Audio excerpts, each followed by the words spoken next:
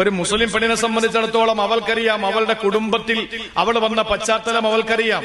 ആ കുടുംബത്തിൽ നിന്ന് പഠിച്ചു വന്ന പാഠം ഉൾക്കൊണ്ടുകൊണ്ട് ഒരു പെണ്ണ് തലമറയ്ക്കണോ വേണ്ടയോ എന്ന് തീരുമാനിക്കേണ്ടത് ആ പെണ്ണാണ്. ആ പെണ്ണിനറിയാൻ തലമറയ്ക്കണോ വേണ്ടയോ എന്ന്. തലമറയ്ക്കാൻ സ്വാതന്ത്ര്യം കൊടുത്തത് പരിശുദ്ധമായ ഇസ്ലാം നൽകിയ ഏറ്റവും വലിയ സ്വാതന്ത്ര്യത്തിന്റെ തെളിവാണ്. തലമറയ്ക്കാൻ പാടില്ല എന്ന് പറയുന്ന സമൂഹം നട്ടുച്ച നേരത്ത് വെയിലത്ത് നടന്നു പോകുമ്പോ തല മറയ്ക്കാൻ വേണ്ടിയിട്ട് സാരിത്തുമ്പ് വലിച്ച് തലയിൽ വെക്കുന്നുണ്ട് ഹിന്ദു സഹോദരിമാർ, ക്രിസ്ത്യാനി സഹോദരിമാർ, അല്ലെങ്കിൽ മതമില്ലാത്തവർ. മുസ്ലിം പെണ്ണിനെ സംബന്ധിച്ചിടത്തോളം അവൾക്ക് വെയിൽ വന്നാലും മഴ വന്നാലും തണുപ്പ് വന്നാലും ചൂട് വന്നാലും രാത്രിയാണെങ്കിലും പകലാണെങ്കിലും വീടാണെങ്കിലും പുറത്താണെങ്കിലും ആര് ഏത് കോലത്തിലാണെങ്കിലും അവൾ തലമറയ്ക്കണം. കാരണം അവളുടെ ഒരു രോമം ഔറത്താണ്, ഒരു രോമം ഔറത്താണ്. ഞാനൊരു കാര്യം പറയാം, അടിവരയിട്ട് ഞാൻ പറയാം. സയ്യിദത്തുന ഖദീജത്തുൽ കുബ്ര റളിയല്ലാഹു അൻഹയ്ക്ക് വലിയ ആഗ്രഹമുണ്ടായിരുന്നു ജിബ്രീലിനെ ഒന്ന് കാണണോ. ജിബ്രീലിനെ കാണണമെന്ന് വല്ലാത്തൊരു ബോധി വന്നു.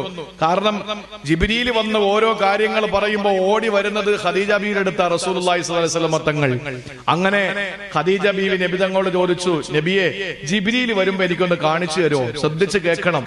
ഏതെങ്കിലും യൂട്യൂബിൽ കിടക്കുന്ന പ്രസംഗം കേട്ടിട്ട്, അല്ലെങ്കിൽ ആരുടെയെങ്കിലും ഏതെങ്കിലും ഒരു പ്രസംഗം കേട്ടിട്ട് തലമറയ്ക്കാതിരിക്കലാണ് നന്മയെന്ന് മനസ്സിലാക്കുന്ന തലതിരിഞ്ഞു പോയ മുസ്ലിം സമുദായത്തിന്റെ നാരിമാരോട് പറയാനുള്ളത്, അല്ലെങ്കിൽ അതിന് വേണ്ടിയിട്ട് ഒത്താശ ചെയ്ത് കൊടുക്കുന്ന ആളുകളോട് പറയാനുള്ളത്, ഖദീജത്തുൽ കുബ്ര റളിയല്ലാഹു തആല അൻഹ നബി തങ്ങളോടുള്ള റിക്വസ്റ്റ്, എനിക്ക് ജിബ്രീലിനെ കാണണം. അതിനെന്താ കണ്ടോ വരുമ്പോ ഞാൻ പറയാം. ജിബ്രീൽ വന്നു, ഖദീജ ബീവിയോട് പറയാ, വലത് സൈഡിൽ ഖദീജ ബീവി ഇരിക്കുന്നു, ഇടത് സൈഡിൽ അഷ്റഫുൽ ഖൽഖ് ഇരിക്കുന്നു സല്ലല്ലാഹു അലൈഹി വസല്ലം. ഖദീജ ദാ വന്നു, കണ്ടോളാൻ പറഞ്ഞു. ഖദീജ ബീവി കാണുന്നില്ല. നബി തങ്ങൾ നന്നായിട്ട് കാണുന്നുണ്ട്. നബിയോട് പറഞ്ഞു, ഖദീജ ബീവി റളിയല്ലാഹു അൻഹ ബുദ്ധിമതിയാണ്. നബി തങ്ങളോട് പറഞ്ഞു, നബിയെ ഇനി ചിലപ്പോ നിങ്ങൾ ഇരിക്കുന്ന ഭാഗത്തിരുന്നാലോ കണ്ടോളെങ്കിലോ, അതുകൊണ്ടൊരു കാര്യം ചെയ്യ്, ഞാൻ അവിടെ ഇരിക്കാം, നിങ്ങൾ ഇപ്പുറത്തിരിക്കും. ഖദീജ ബീവി അവിടെ പോയിരുന്നു. ഖദീജ ബീവി കാണുന്നില്ല. ജിബ്രീൽ തൊട്ടിപ്പുറത്തേക്ക് മാറി. ഖദീജ ബീവി ചോദിച്ചു, നബിയെ കാണുന്നുണ്ടോ? ഉണ്ട്. നീ കാണുന്നില്ലേ ഖദീജ? ഇല്ല. അപ്പൊ ഖദീജ ബീവി റളിയല്ലാഹു അൻഹ പറഞ്ഞു, നബിയെ ഇനി എവിടെയാണെങ്കിലും നിങ്ങളിരിക്കുന്ന സ്ഥലത്തിരുന്നാലേ കാണാൻ പറ്റുള്ളെങ്കിലോ, അതുകൊണ്ട് ഞാനൊരു ഹിക്മത്ത് പറയട്ടെ, ബുദ്ധിമതിയാണ്. ഖദീജ റളിയല്ലാഹു അൻഹ പറഞ്ഞു, നിങ്ങൾ എണീക്ക്, എന്റെ മടിയിലിരിക്കും, അപ്പൊ നിങ്ങൾ എന്തായാലും കാണുമ്പോ എനിക്കും കാണാമല്ലോ. ഖദീജ ബീവിയുടെ ആ മടിത്തട്ടിൽ അഷ്റഫുൽ ഖൽഖിനെ പിടിച്ചിരുത്തി. പക്ഷേ ഖദീജ ബീവി കാണുന്നില്ല, അള്ളാന്റെ റസൂൽ കാണുന്നുണ്ട്. കുറെ നേരം കഴിഞ്ഞിട്ട് സങ്കടപ്പെട്ടുകൊണ്ട് ഖദീജ ബീവി വീണ്ടും ചോദിച്ചു, നബിയെ ഇപ്പോഴും കാണുകയാണോ? അതെ ഖദീജ, ഞാൻ ജിബ്രീലിനെ കണ്ടുകൊണ്ടിരിക്കുകയാണല്ലോ, നിനക്ക് കാണാൻ പറ്റുന്നില്ലേ? ഇല്ല റസൂലേ, എനിക്ക് കാണാൻ പറ്റുന്നില്ല.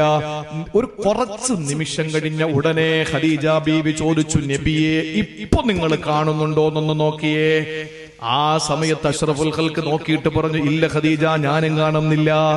ആ സമയത്ത് ഖദീജ ബീവി പറഞ്ഞു, യാ റസൂലല്ലാഹ്, ആ വന്നത് ജിബ്രീൽ തന്നെയാണ്, സംശയിക്കാനൊന്നുമില്ല.